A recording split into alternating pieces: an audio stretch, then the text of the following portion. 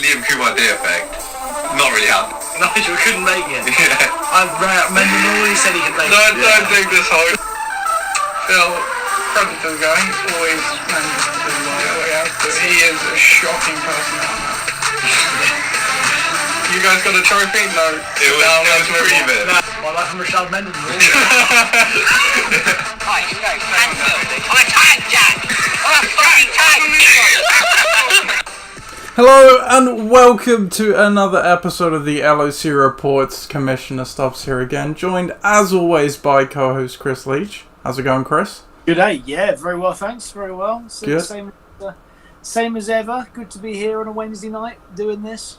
Indeed, yeah. A lot of NFL players this week could not say the same thing about doing the same thing that they enjoy doing, and unfortunately it probably looks like it could possibly happen again.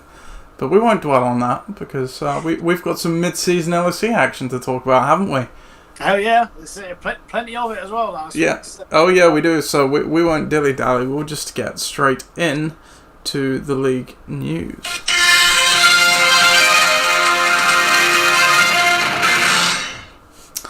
So again, it felt like another week where there was another bloodbath.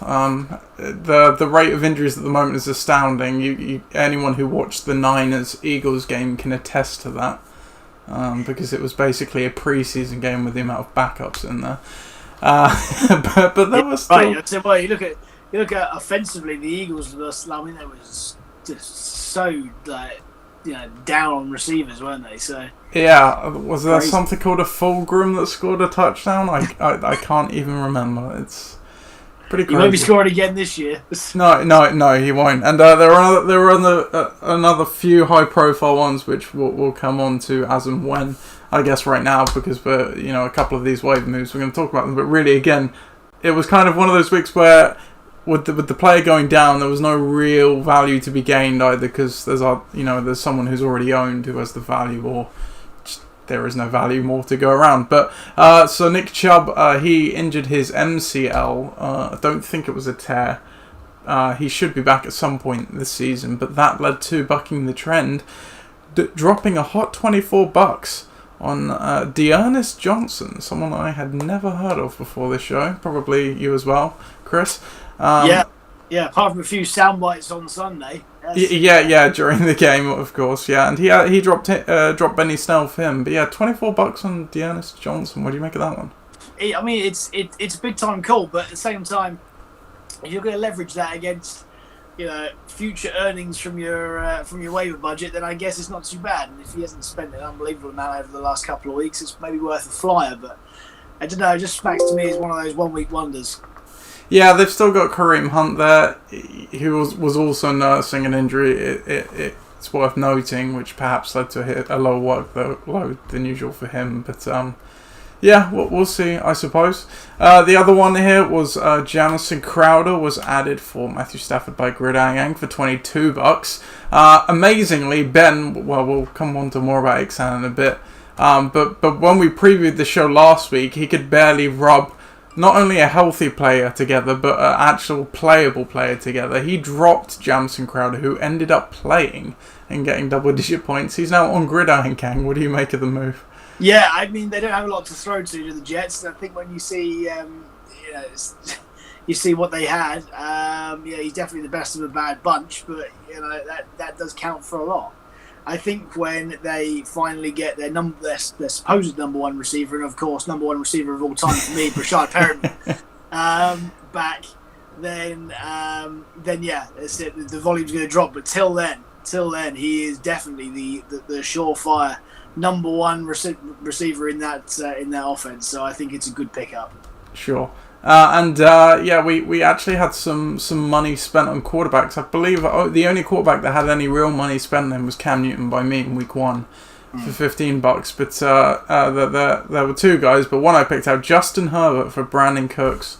Justin Herbert, I tell you what, you can $19.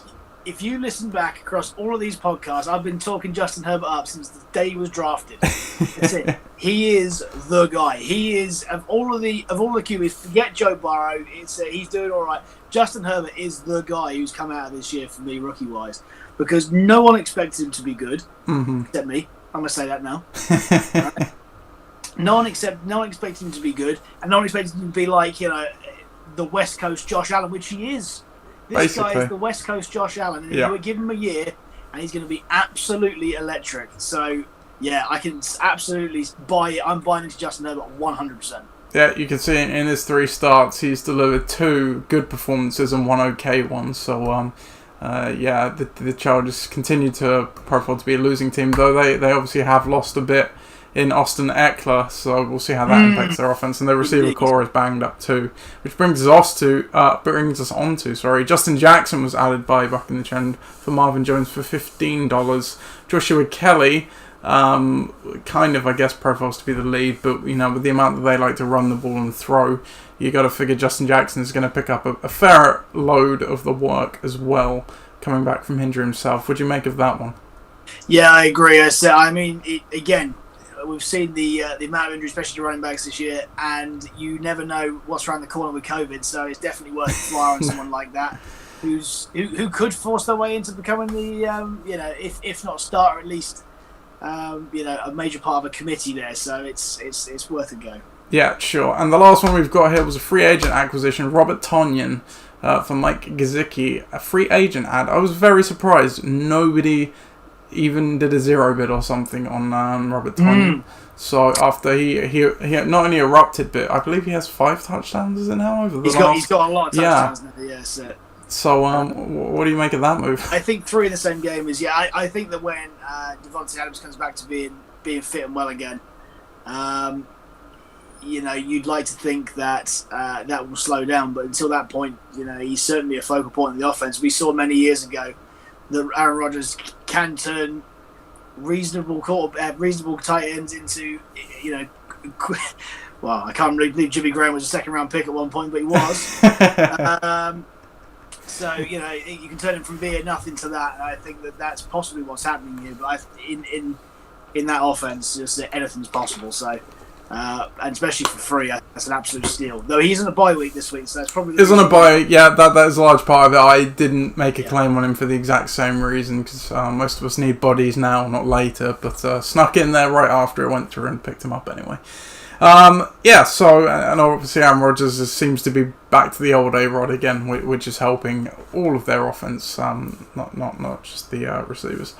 On the trade block then, same as last week, so Ronald Jones, OBJ, still available.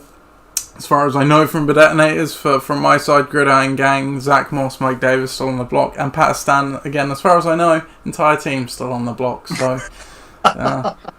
maybe a few of those guys will be off the block after the week they had, but we'll see that. Yeah, I was going to say that was a day to cash in, wasn't it? So yeah, indeed. I'll give I get a little behind the scenes peek. Pat did offer me Joe Mixon and AJ Brown for Tyler Lockett. I nearly did it, didn't quite. I know he was willing to give up the farm. Yeah. Are you serious? I don't know why you didn't take that. I was very close, but it just kind of hung on. I didn't know what the state of AJ Brown was at the time. Obviously, before last week's game as well, Joe Mixon was extremely disappointing. And obviously Tyler Lockett, he was coming off with a massive performance, and he started the year well as well. So, but hey, good for Pat. Great for Pat. I mean, Pat's year could have got an awful lot worse had you taken that. Yeah. Yeah, he would have. And I think, to be fair to Pat as well, but I obviously took a day or two to think about it. By the time I made a counter offer and stuff, he just decided he didn't want to do any trades anyway. Why counter offer that? I bet you wanted to give him some shit. I was trading some of your shit for that. I was gonna give him Will Fuller and another player. Was the offer I went back with. I have to say, I think that one you might live to regret. So. At the time, again, like I say, no one could have predicted Joe Mixon coming out against a pretty good Jags run D and dropping 30 points. Again, more spoilers for Pat's game, but yeah. We'll see on AJ Brown as well, because obviously he should be back this week, but we'll see. We'll dip into debate corner now instead of doing it at the end of the show. So wasn't that debate corner? No, John, get us in. Thank you, John.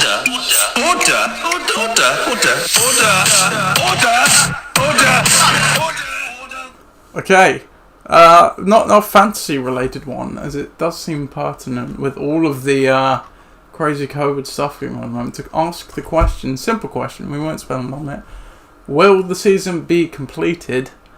And I guess follow up or supplemental to that, will it be completed in its normal full 16 game slate?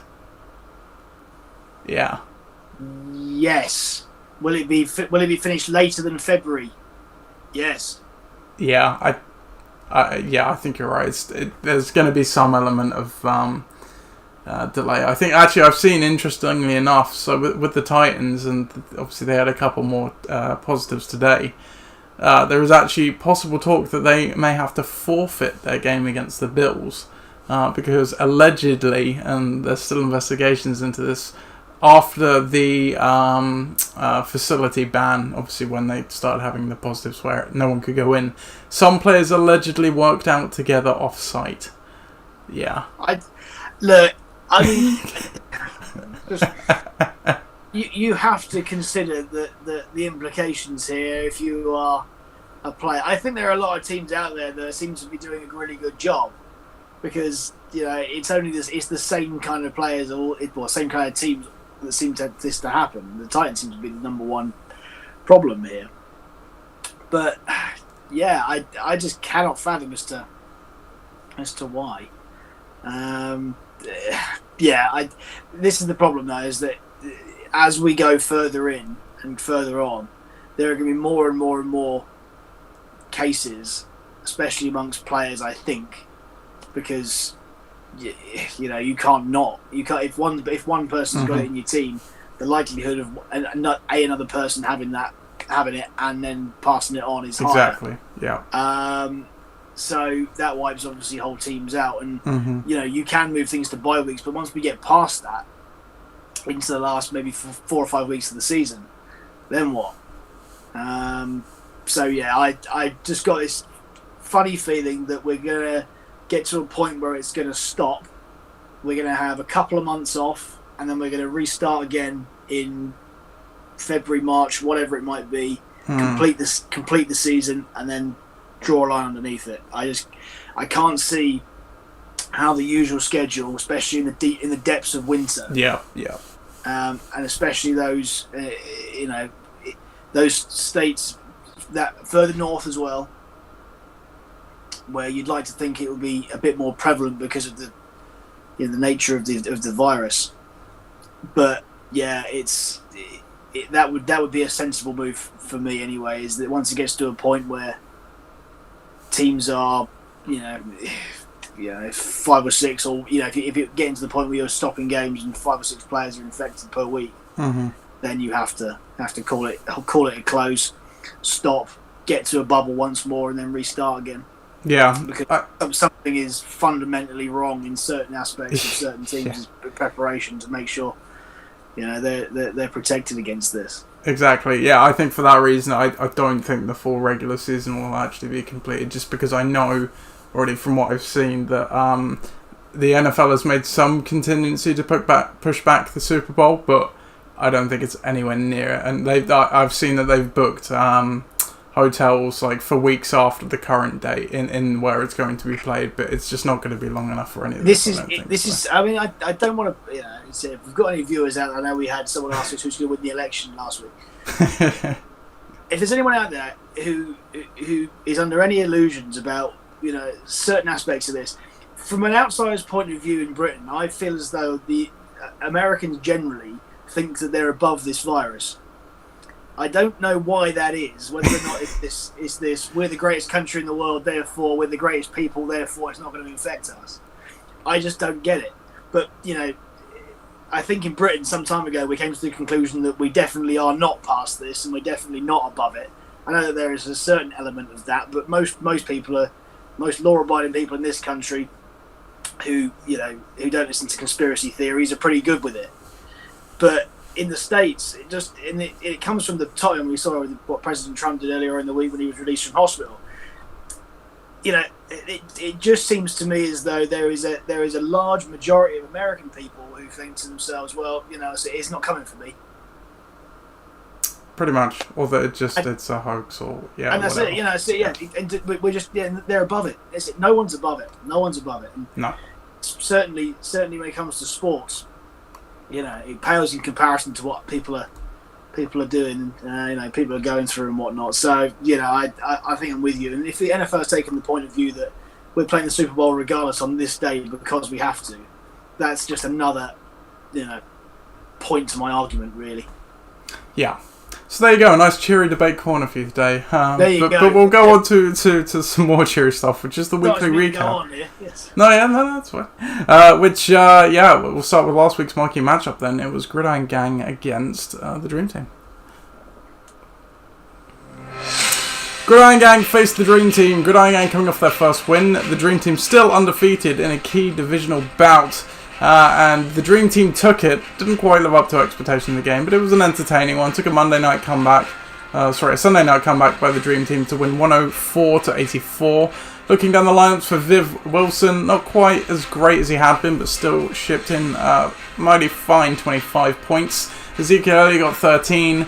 Niners D got 10. Kareem Hunt got 19 with the Chubb injury, but George Kittle returning from injury was pretty much the only healthy weapon on the field for either team, and he got 25 points to seal the win. On the other side, a spot start of Matthew Stafford due to Newton being infected with COVID led to 28 points. Mike Davis chipped in with 17. Will Fuller had a 17 too, and Kenny Golladay had a 12. But outside of that, no one over 5 points, and Austin Eckler going down for the foreseeable future, at least, for Gridiron Gang Stings too. So the Dream Team take this one, and they are now 8-4 all time against Gridiron Gang. Your 2-minute takeaways, Chris? Yeah, I think once again the big names for the Dream Team decided they wanted to turn up on the day. It's solid from Wilson, solid from Zeke, fantasy wise anyway. Very, drafting Kittle for what he's supposed to be doing. Kareem Hunt's now locked to number one, and yet the 49ers doing what they do. That's it, and that's another double-digit points total. So, he effectively scored 100 points by carrying a player, which is very impressive. I think that going forward, that's the floor for this team, because if it's not going to be Kittle, it's going to be another receiver separating those 2 points. Wilson's an extremely good player in extremely good form. As for you, it all started very well for you. I thought that it did. The pickup of Stafford was absolutely inspired. Davis doing what he's supposed to do. Christian McCaffrey's replacement. Those schemes don't change, but. And the receivers down there, Fuller and Golladay has got a lot to shout about. But otherwise, the loss of Eckler is big time for you,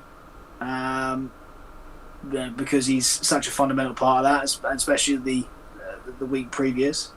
As much as Russell Wilson was good fantasy wise, he didn't throw that many touchdowns, and certainly didn't throw that many times to Lockett. No, yeah.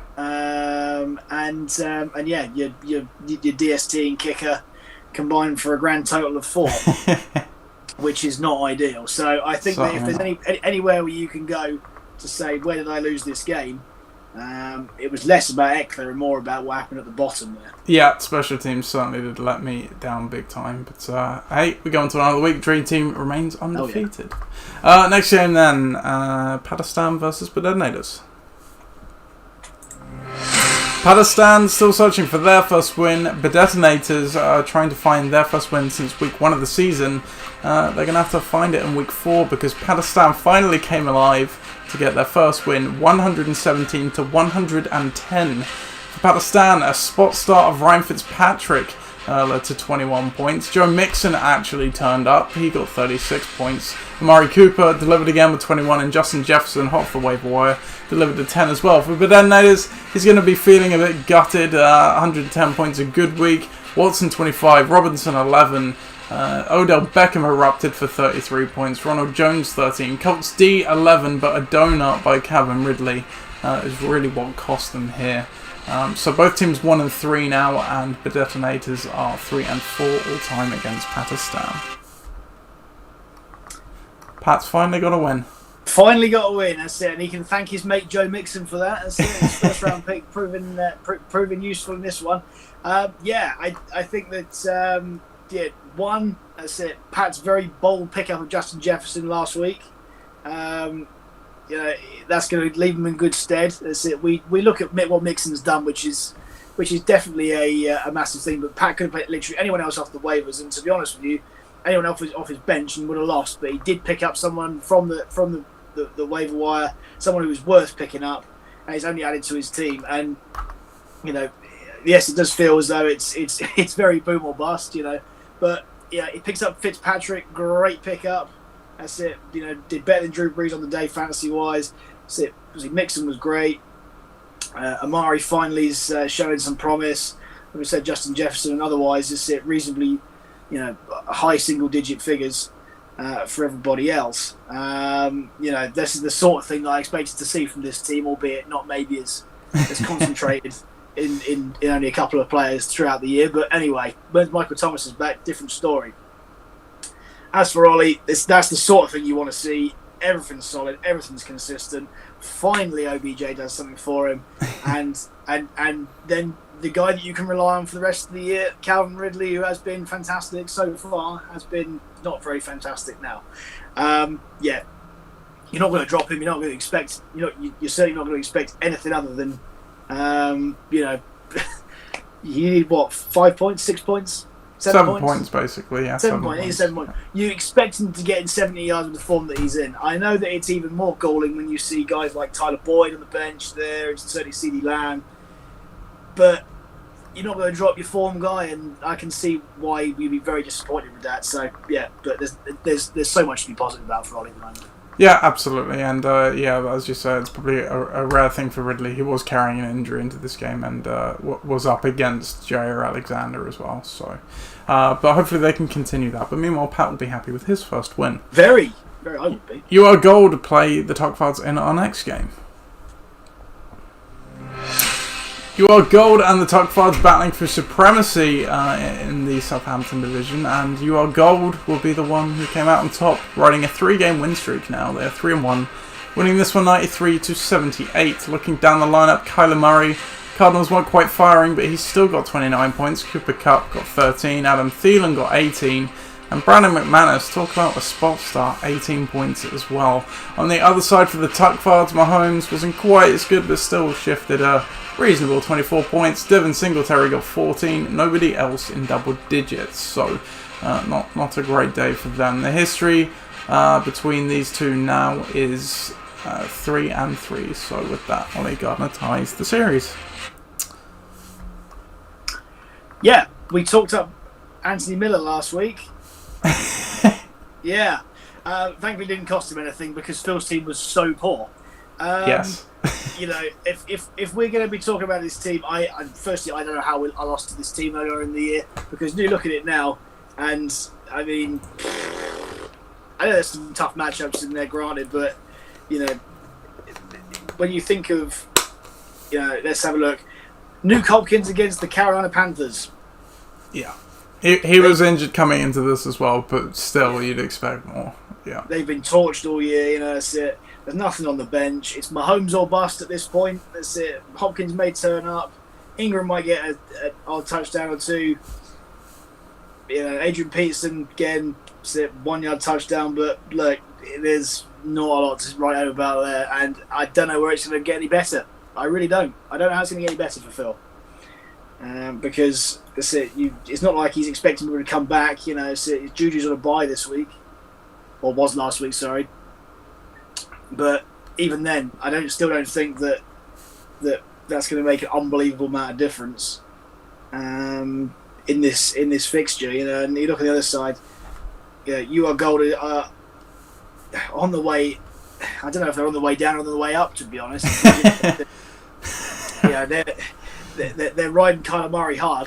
Yeah, they sure are. Yeah. And so if there are other components in that team that click, I think Thielen will continue to click more now. He certainly looked like that at the weekend. He was the number one guy. Cups misfires. Kenyon Drake suffers the fact that Murray's so good at his feet. Chubb is now injured. And then you look down and think, well, what's Howard Ingram, Johnny Smith and Hollywood Brown going to do to solve that? So, yeah, I think mid-table obscurity for you are gold, but so that's a good win against a team that I think is in a very similar position to them. Yeah, absolutely, and every divisional win, as we know, is key. Moving on to the next game now, it's Bucking the Trend against Forge Flyers. The Waypoint Bowl, the old Co-worker Bowl, returns in a different form, and it went in Forge Flyers' favour over Bucking the Trend. 100-73. Looking down the lineups, Lamar Jackson, 29 points, still delivering for Forge Flyers. DJ Chark returns from his injury to notch 22 points, and Jerry Jeudy with a very efficient 12 points. And I can't forget the Jets D, 13 points. What a play. On the other side, Matt Ryan didn't do great in the Monday night game, 12 points. Tyreek Hill did okay with his 12 points. DK Metcalf got 11 and the Rams D got 15, but not a lot else to write home about there, really. Both these teams 2-2 now, albeit Forge Flyers with 2 on the trot and Bucking the Trend losing 2. The history of this matchup all time is 2-0 in favour of Forge Flyers.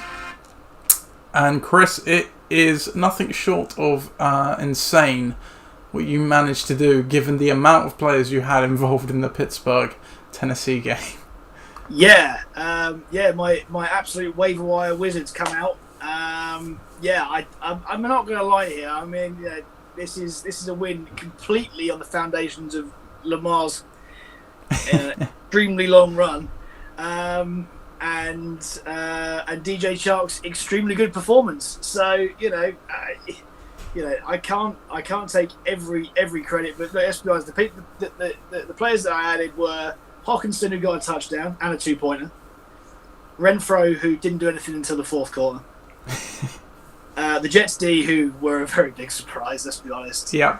And then on the bench I had Travis Homer and Greg Ward, who didn't play. But look, to get to 100 points without having 2 star running backs is extremely pleasing. Mm-hmm. I'm not going to lie. So I'm very, very impressed with that. However, no running backs at all. You went with 2 personnel. Yeah. 2 tight ends and 3 receivers. That's exactly that, and some pretty unfancied names there as well. We mustn't forget Terry McLaurin. I dropped him thinking he would be absolutely annihilated by the Ravens D, and did he get annihilated by the Ravens D? No, sir, he did not. Nice. So looking good. Yeah. So there you go. I think I found my. Another one for the Forge Flyers, winner's circle.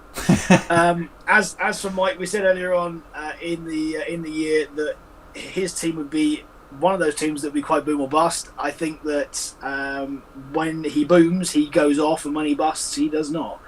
And this is the example of that. Yeah. So without massive points from the QB, some insane catches and touchdowns from his receiving core, he's got a bit of a problem there. DK Metcalf's been great for him all year, and for everyone who's really picked him up in fantasy. But said the yardage is great, but the lack of touchdown doesn't help.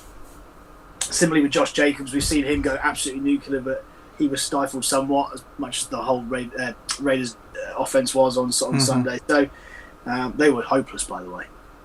They were really bad. Yeah, it didn't look great. They really didn't. But T.Y. Hilton's been a constant disappointment all year, so I don't think it's going to be long before we see him out of the lineup. But look, from some key guys, I said there's shoots of positivity. The yardage of the receivers are excellent. More touchdowns required, and Matt Ryan to actually kick in and show some early season form. Indeed. 2-2 all to play for still in that very division. much so. And we'll stay in the same division because we have Ixan versus Bare Necessities. Ixan played Bare Necessities to really decide who would take the lead in the division in the wake of Bucking the Trend's loss, and Both teams really did want it, but Ixan somehow won this one, 129, the second highest points on the week, to 124. Looking down the lineup, Ixan got a big boost from Chris Carson, who we did not expect to play last week. He got 22. Dak Prescott continues to be the only lifeline for the Cowboys. He dropped 45 in this one. Mark Andrews got 18. Brandon Ayuk got 12. And spot kicker Rodrigo Blankenship got 14 as well, which proved crucial. On the other side, Ben Necessity's Josh Allen, he got 29 points. Melvin Gordon, 24. Dalvin Cook, 27. Devontae Parker, 11.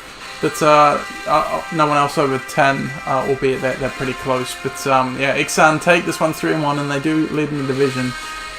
Ben Necessity's full history of this matchup all time. Ixan are 11-3 against Ben Necessity's. Ixan do own the Stubbs household, it would seem. A combined something ridiculous 27-7, I think. That's absurd. I mean, look, this is one of those really, really awful ones where you score high and you still lose, and you just think, why didn't I play against all those garbage teams that we just looked at? Yeah. Yeah. I mean, both these teams are so impressive in terms of their depth. I say depth. Ben hasn't got any depth, but your dad has. Yes, it. So for Ben to have, the injuries that he has and to come back firing, it would be wrong of me to say it's all down to Dak, because let's be honest, it's not. You look down the list there. Chris Carson's doing extremely well the whole year. So's Mark Andrews.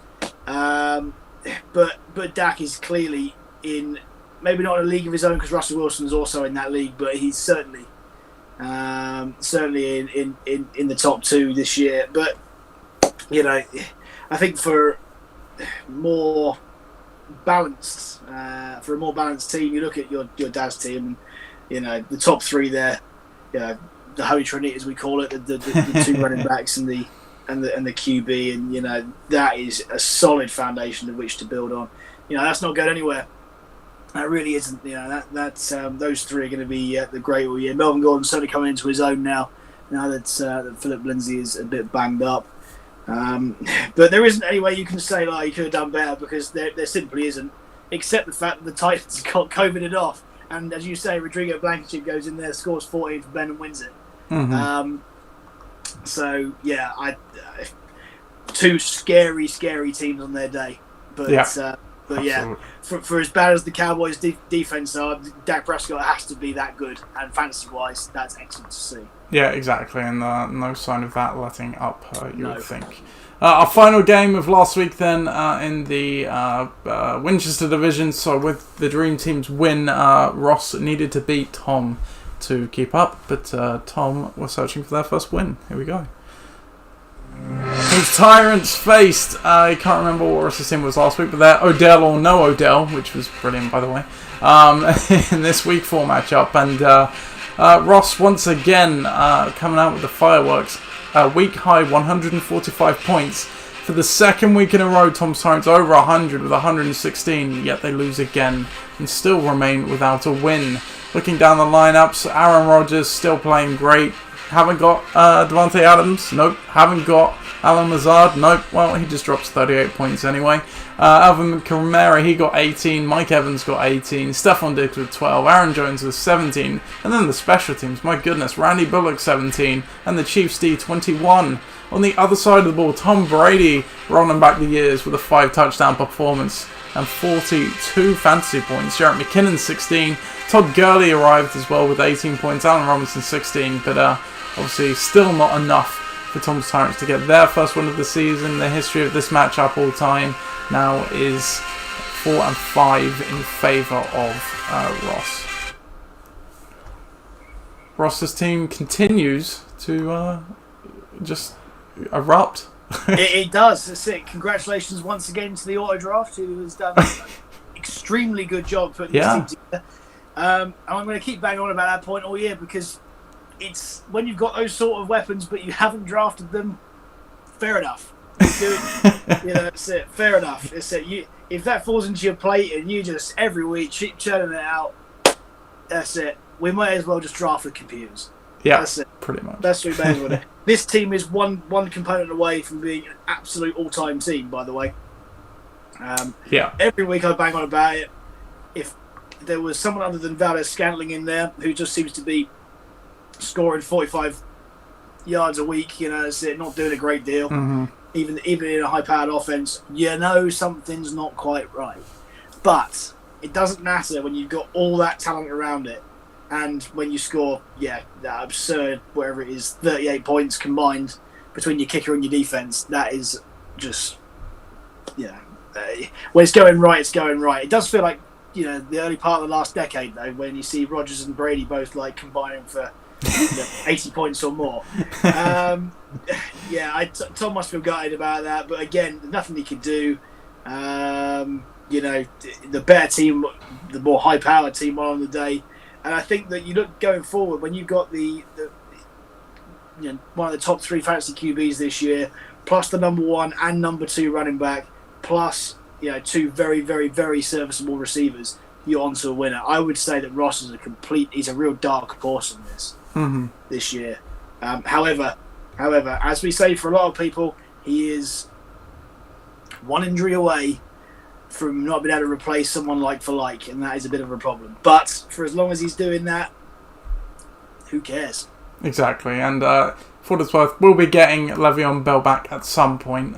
Make of that what you will. Oh well. So that is all the Week 4 games in the books. So if we go to the standings, Southampton division, you are gold at the top at 3-1, followed closely by the top cards at 2-2, and then Bededne is 1-3. Palestine getting their first win now, tied at the bottom there as well, slightly worse on points. If we go to the Portsmouth division, Ixan stand alone at 3-1 there after their big win over Bare Necessities, who are now joined at 2-2 by Bucking the Trend and Forge Flies. So a hotly contested division, that one. And then in the Winchester division, the Dream Team, league leading 4-0 at the moment, followed closely by Odell, or no Odell, at 3-1 with, can I just say, the only team to be above 500 points at this point. The next closest is 454. So they are absolutely dropping points left and right. Congratulations on Fantasy Pros rankings there. Yeah, indeed. Garidan Gang at 1-3. There after another win, and Tom's Tyrant still searching for their first win as well at the bottom. If we look at the breakdown, Ross overtakes Viv at the top now with an 11-0 week after Viv only went 5-6 last week. So you can tell they're 2 powerhouse teams, followed by Bare Necessities, Ixan, who are close behind. Then it drops off a bit after that. But all the pack there or thereabouts. Coach ranking, Gridiron Gang staying at the top.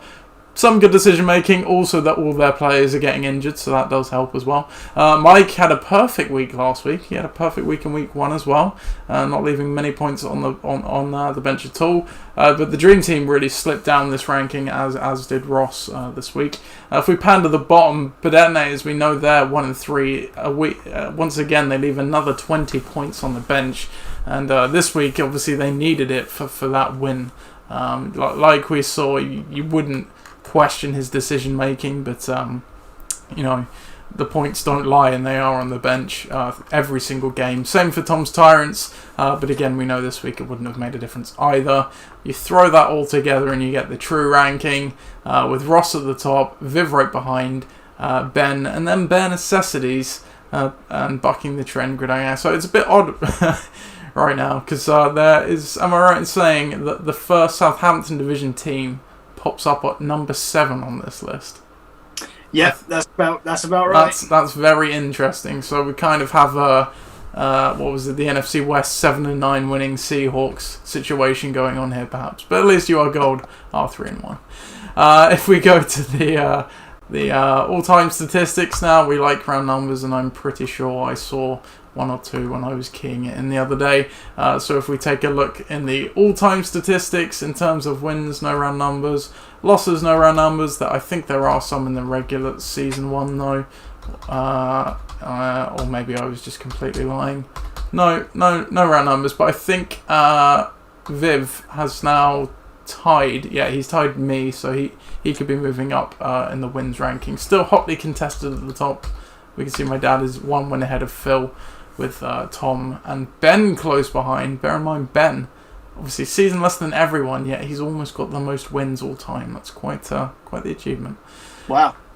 We'll go to next week's games now, though. So for week 5, we go back out of the divisions again. So this is an intra-divisional week. So on the slate, we have Gridiron versus Palestine, Bare Necessities versus Predetonators, the Dream Team versus the Tuckfards, Ixan versus You Are Gold, Odell or No Odell, bucking the trend from Torrance Forge Flyers. What do you think would be a suitable marquee matchup, Chris? I think one jumped out to me. So if it doesn't jump out to you, I'm going to call it. You call it, please. It's going to be Ixan versus You Are Gold. It's the Southampton division leader against the Portsmouth division leader. So this is what we're going with for this week's marquee matchup.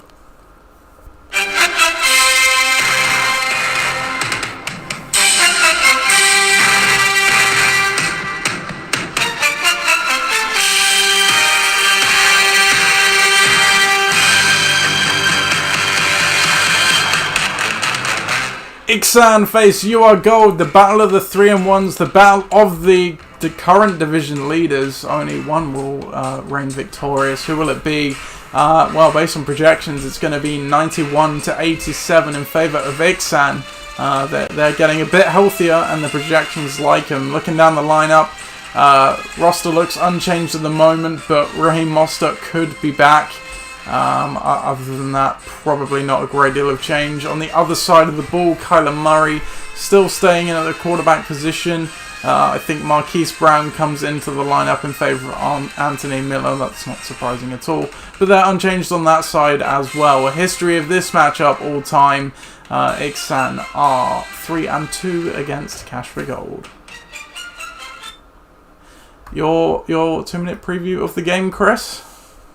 Yes. Okay, so we're going to look at the what I like to say is that the surefire number 1 matchups this week, which are, that's it, in order, Kyler Murray against the Jets, which could be hilarious. We have Adam Thielen and Chris Carson playing in the same game together. Both defenses have not been good so far. Mm-hmm. I've disappeared. Now I've returned. I said we have Evan Ingram against the Cowboys D. We have Dak against the Giants, which, let's be honest, he shouldn't need to come back from behind from them. So let's talk about those for the time being before we get on to what I think may be the clincher. Look, we've seen Dak score 40-point weeks, whatever it is, 3 times in the last 4. I just cannot see him doing the same thing again against the Giants. I think they're going to put a lot of points against him, but I don't think they're going to need to air it out nearly as much. I also think that Chris Carson could be the guy here who underpins Ben's team. I also think that Mark Andrews, who's playing against the Bengals, he's obviously the number 1 guy to throw touchdowns to. So as much as Marquise Brown's on the other side, I think that they're going to cancel each other out. Kyler Murray against the Jets is interesting because whether or not he throws or not doesn't really matter because he's still going to burn them through. Kenyon Drake's projected a lot, but hasn't ever seen a lot of points this year because Murray's done so much. Again, Cup against Washington, they're much improved. Marquise Brown against Cincinnati, we've talked about him already. Down the bottom, the Patriots D against Denver, which at home could be a bit of a massacre, to be honest.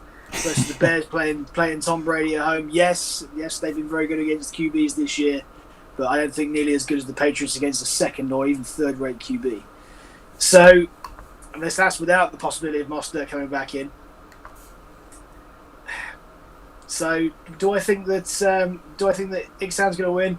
Yes, I do. I cannot see him losing. I think it's the same team as we saw last week. If they play similar, if not a little bit worse, we're going to see them score more than 100 points. On the other side, You Are Gold are going to have to really rely on Kyler Murray and Thielen, and maybe a little bit of their receivers to stand a chance. But to be honest with you, I don't see it. I do. I think You Are Gold will win this one. You said Prescott will do as well. I completely agree. But outside of Carson on Ben's team, wouldn't surprise me if everyone else there didn't put up over 10 points in the skill positions. On the other side, you already said that the Murray-Drake against the Jets is going to be an absolute laugher. And Thielen's playing Seattle too. He only needs a bit from the other guys, I think, and then he could probably do it. So I'm going to go with you are gold for this one. That's it. Fair enough. That's it. We're going opposites today. Yeah, for sure. I'm not sure how we did last week on our picks. Someone really should start tracking it for us. I know. It's it. I'd like to do that as a league table across the year. See who's right and who's wrong. We're probably both equally as wrong. Probably. Yeah. Just mentioning as well, obviously Nick Chubb on IR, he cannot play, and Your Gold can pick up a bench player, so go and do that, Your Gold. Next game then, bucking the trend against Odell, or no, Odell? Oh, no, we don't want the news thing.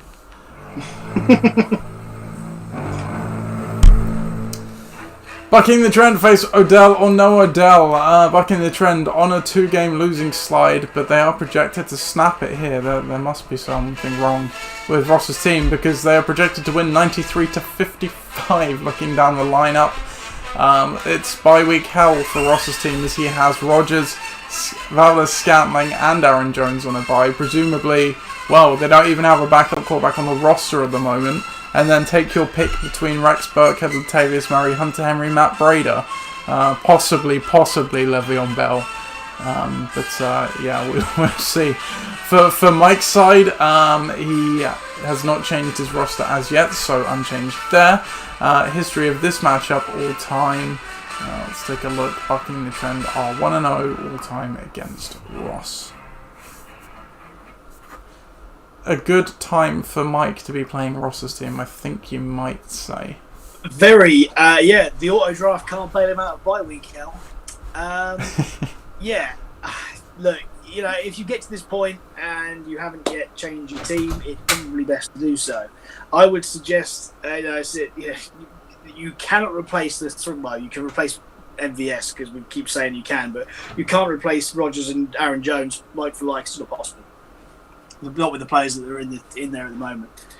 But and certainly not on his bench either. Is you have to drop someone bad to pick up a QB.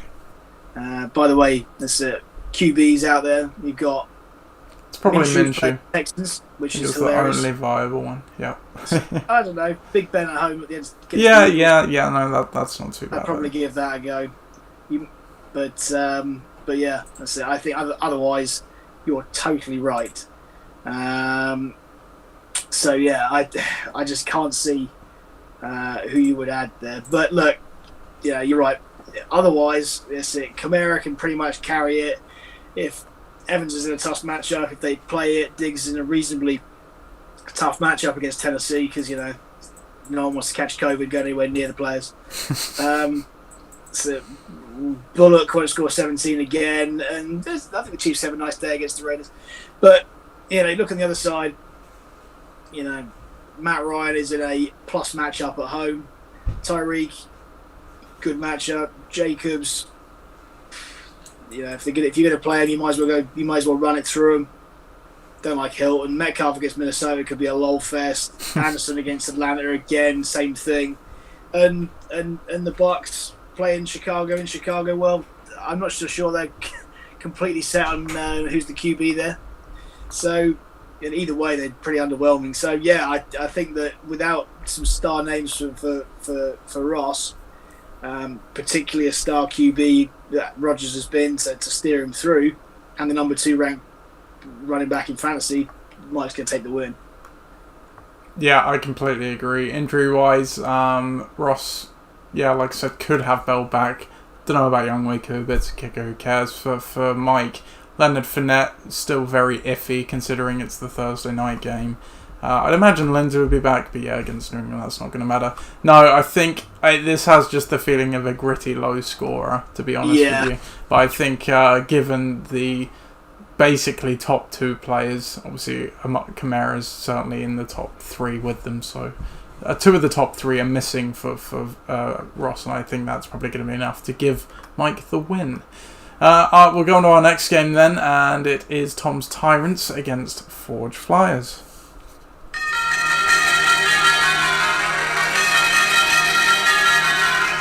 Tom's Tyrants face Forge Flyers. Tom's Tyrants still searching for their first win at 0-4. Meanwhile, Forge Flyers looking to keep the hot streak going. They're on a 2-game win streak at 2-2, and the projections have them continuing that, but I'm going to go ahead and say there's some bye-week stuff. No bye-week stuff. Wow, that is an awful projection for Tom's team. So looking down the lineups, Chris still has actually some of his players back now. A lot of his players, in fact. Derek Emery and James Conner return to the team from COVID quarantine camp. DJ Moore comes back in the starting lineup, Chris. Sure Terry McLennan over Tyler Higbee and Jerry Judy and whoever else you picked up off the street. Steelers deal will also return as well for that matter. Unchanged on Tom's Tyrants side at the moment, but that is a biblically low projection. Noah Fant is probably, he sprained his ankle, he won't play. But Devontae Adams on a bye, so insert probably Miles Sanders, I guess. Maybe Antonio Gibson. So the projection will go up, but still definitely in favour of Forge Flyers. History of this matchup all time is 4-8 in favour of Tom's Tyrants. Yeah, it is very low. I mean, I'm going to assume three things here, just reading between the lines, that he's going to play Justin Herbert. You think? I reckon. There's only one reason why he's picked him up, surely. If you're spending $19, yeah. You got to play him. So he's going to play. If McKinnon doesn't play, or certainly if Mostert is back, then we're going to see Sanders and we're going to see Gibson as well. So bring that all into play. I think that obviously makes the projection that much better. And the projection that much better. But I think that when you've got, say, I know that I absolutely love Justin Herbert, but as everyone knows, but you play New Orleans, that's reasonably daunting anyway. Yes, he's playing him on Monday Night Football, and that's prime time, big time. But I don't know. But it does help that Keenan Allen's there too. Gurley against Carolina should go well. Robinson against Tampa, tough. What else we got down there? Even if Sanders playing Pittsburgh in Pittsburgh is tough, especially if the game script goes wrong for them. Washington's look much better. I think Gibson's a viable play against the Rams, although tough. There's a lot of tough in there. As for me, I'm not quite sure what's happening with Lamar. He's not resting today. Probably just a rest there. Whether he's injured or not. Obviously, big question marks over whether or not the Tennessee game is going to play against Buffalo. But otherwise, I like it. The Steelers have got a good matchup anyway at the moment, both offensively and defensively, particularly defensively. McLaurin looks completely and utterly matchup proof at the moment. He seems to be scoring 10 plus points a game. DJ Chark playing the Texans away. They are in a mess, as we all know. DJ Moore in Atlanta. You'd like to think that'll be a bounce back game for him. He hasn't really performed that well this year, but I'm taking a bit of a punt on him.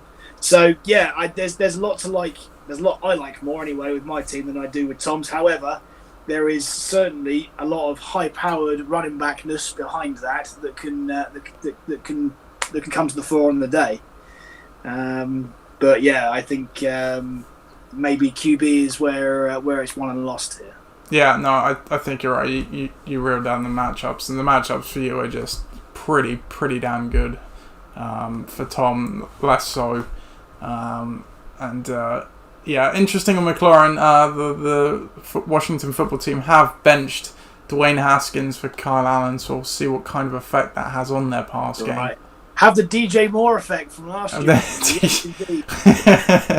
Let's be honest. Kyle Allen and Dwayne Haskins, are they on the same level?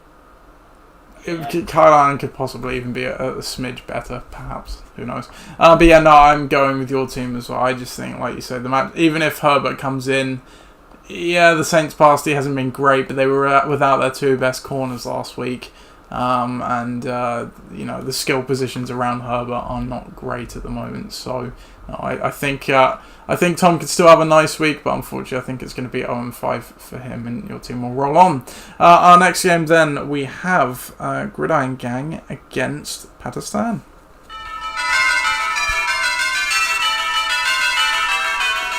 Gridiron Gang face Pakistan. Pakistan have their first win of the season, and Gridiron Gang lost after getting their first win.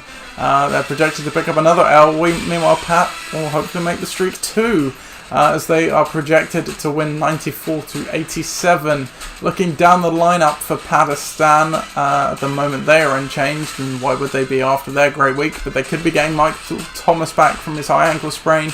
Even AJ Brown could be back from the bone bruise in his knee. So they would figure to start with Darius Slayton and maybe David Montgomery, let's say. On the other side of the ball for Gridiron Gang, Cam Newton still has COVID, obviously, so Ryan Tannehill comes into the starting lineup. But jokes on Gridiron Gang, that game might get cancelled as well. So, yeah, another week of quarterback COVID chaos for me. Also, obviously, Eckler is out with that hamstring injury he picked up. So Michael Gallup comes into the starting lineup at the moment, as Kenny Golladay is on a bye. History of this matchup all time, Gridiron Gang are 5-2 against Pakistan. Will Pakistan keep it going, Chris? It remains to be seen, Nath. We mustn't forget, up to last week, they were a laughing stock who used to kill their players. Now they don't.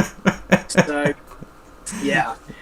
Look, for all the goodness last week, we look this week, and I think it's a real tale of two halves. Like, I always love to see when the opposition QB plays against the opposition defense, which may not happen yet, but it could. Which it does have a swaying effect. But let's talk about matchups. Otherwise than that, and I think that for the top three, it's quite challenging. Playing Breeze against the Chargers defense, Mixon in Baltimore, and Montgomery against Tampa.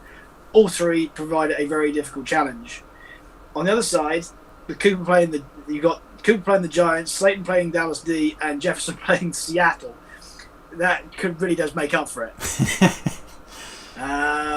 So yeah, I think that does balance out. I think that Amari's on for another big day, and I think Justin Jefferson looks like he's definitely an integral part of that offense now. However, on the other side, I think that the Tannehill playing at home against Buffalo presents itself with an equally challenging problem, in the sense that, one, it may not be played, and secondly, if it does get played, they're a reasonably stout defense. They look like a proper team this year as well. I mean, they did last year, but they've got up a notch again now, I think. But Robert Woods, reliable. You know what you get from him. Davis, we saw last week that it doesn't matter if your name's Christian McCaffrey or not, you can still score big points, and especially in Atlanta, you can certainly do that. Jacksonville all year has been proving everybody wrong, but Will Fuller keeps doing the same thing, keeps springing big plays and big surprises. And for the same reasons we saw on the other side, so Gallup, good matchup, Lockett, great matchup, just wants to be thrown to a bit more. And we come and save the best till last, don't they? Because not only are the Cardinals playing the New York Jets, but also Sam Darnold is out this week. He sure is. Is going to be a bloodbath. So, yeah. So, in that sense, I think that it's going to be perhaps closer than we think. We mustn't also forget that Mixon went for 36 points last week, which is unlikely to happen again. So, and I think that your team's been playing very well. So, yeah, I think I'm just about going to take it. I'm just about... It is a tough one to call. I'm just about going to take Pats, because I don't think that the Titans-Bills game is going to be on. Okay. There you go. Okay. Yeah, I think I'll side with Pat's team as well, just because you can't knock a team coming off the week he just came off of. It's funny, because if we had this game last week and we previewed it, it would have been a completely different story. Obviously, I've lost another player since then. And Pat does have Michael Thomas and AJ Brown possibly coming back, but first game back from injury, who knows what they're going to be like, even if they do come back. But my team has been significantly weak in star power wise with the injuries to my first two draft picks, which is still mainly intact for Pat. So yeah, I'm going to roll with Pat as well. Our next game then is Bare Necessities against The Detonators.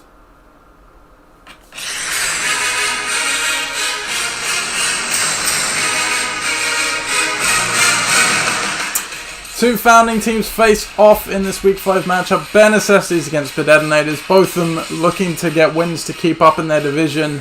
The Detonators projected to get it after losing 3 on the trot. 104-99. That is the highest prediction we've probably seen in quite some time. Who can argue with it? The team is unchanged at the moment. But yeah, it's a great prediction. On the other side of the ball, Bare Necessities. They are also unchanged, I believe, so we will just go straight to the history of this matchup then, which is 9-5 in favour of the Detonators. Chris, this looks like a bit of a barn burner early doors. I think so. I mean, if there's got anything to do with a shootout, this is the one. Yeah, I mean, we've seen this. These are two high-powered teams, have been all year. But yeah, you look at the QBs and say Allen and Watson. That's it. They've been doing very well. I think both of them have reasonable matchups this week. I think Allen's pretty much in the ascendancy at the moment. He certainly seems he's the unstoppable force. Both employing a very similar sort of setup in the sense that they've gone for 3 running backs. Do I think that Cook, Gordon, and Taylor against Robinson, Clyde, and Ronald Jones can do the business? I think that your dad possesses absolutely the running back core of the league. However, last week we saw him play Melvin Gordon play the Jets. It's a completely different prospect playing New England in New England. Yeah. Mm-hmm. So I think that's taking a bit of a downturn there. Whilst we see Clyde playing the Raiders, that's going to be good, and I think Robinson playing the Texans is going to be really good as well. So yeah, there's a plus point. Beckham playing the Colts D, difficult, but Ridley playing the Carolina D is not. And Butker doing Butker things, which we didn't see last week. On the other side, we've got Kelsey, who you know what you're going to get, dependable points from Kelsey, but Parker perhaps not, playing in San Francisco. And then the Saints D versus the Chargers, and again, you never know what you might get with a rookie QB coming in, playing them in their home patch. Monday Night Football, it's either going to be very, very good or very, very bad, but nothing in between. So, we mustn't think about it there, because look at the bench. You've still got Cole Beasley, who's been great, Freeman, Darrell Henderson, Dobbins less so. Whilst for Ollie, CeeDee Lamb scored massive points last week. Tyler Boyd's been extremely consistent. I wouldn't play him against Baltimore this week, though. He may bring Teddy Bridgewater against the Falcons. So, I think here I'm going to go for your dad's team, because they've been really good. They've been really good all year, whilst Ollie's been a bit up and down, albeit being beaten by massive scores every time. I think this may be another one of those times. But don't get me wrong, I think it's going to be really close again. Yeah, it does have the look of a really close game, and yeah, these must be two of the highest projected teams in the week playing each other, and for good reason. Yeah, it's a tough one to call. I think Ollie's team probably actually does have a bit more star power on balance, but yeah, like you say, my dad's team's probably a little bit deeper, or at least a little more reliably deeper, because Ronald Jones is there projected a big old 12 against Chicago. That's certainly no guarantee, but look, Ollie's team has been a bit hard done by. I think my dad's team has been good, but once again, we just see some teams get the point magnet placed on them in a season, and that seems to be my dad's team once again. And it has been Ollie as well, to be fair, as we saw last week. But so points magnet game, you would say. So, but I'll go with Ollie just to even up the sides. I think he's good measure for a win this one. And then our final game of the week, then it's the Dream Team against the Tuckfards.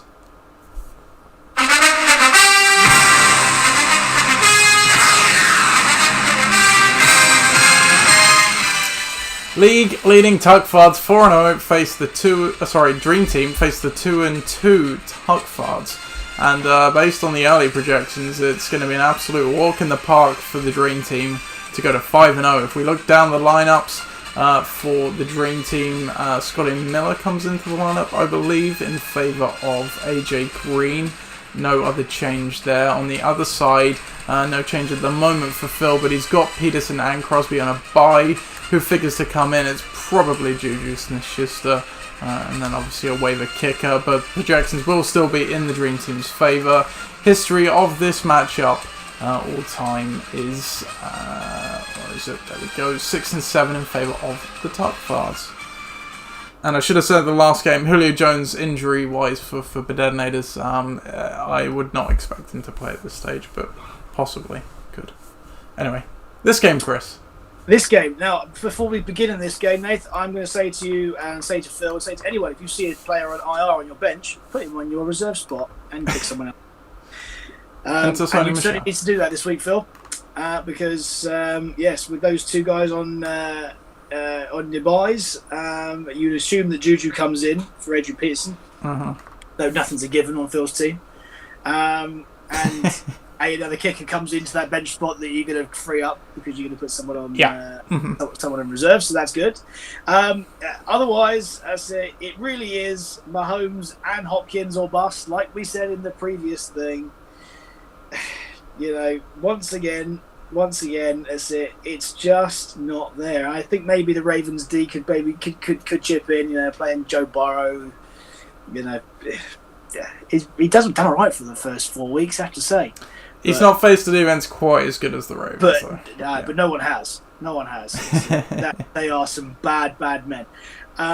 Whilst on the other side, this is the matchup they wanted to see all year. We wanted to see Mahomes play Wilson in a fantasy matchup. Once again, it's the Sunday night primetime game. Russell Wilson playing at home against an awful Vikings defense. So far through 4 games, it's going to be a mess once again. And it doesn't stop there because you've got David Johnson, albeit a bit of Brian-less now, but it might release the shackles, less pressure. Zeke against the Giants, excellent. Kittle against Miami, excellent. Kareem Hunt's the number 1 guy. Tough Colts defense, but so what? And a bold play of the Cowboys D down the bottom there playing the Giants, but you'd like to think that would be okay.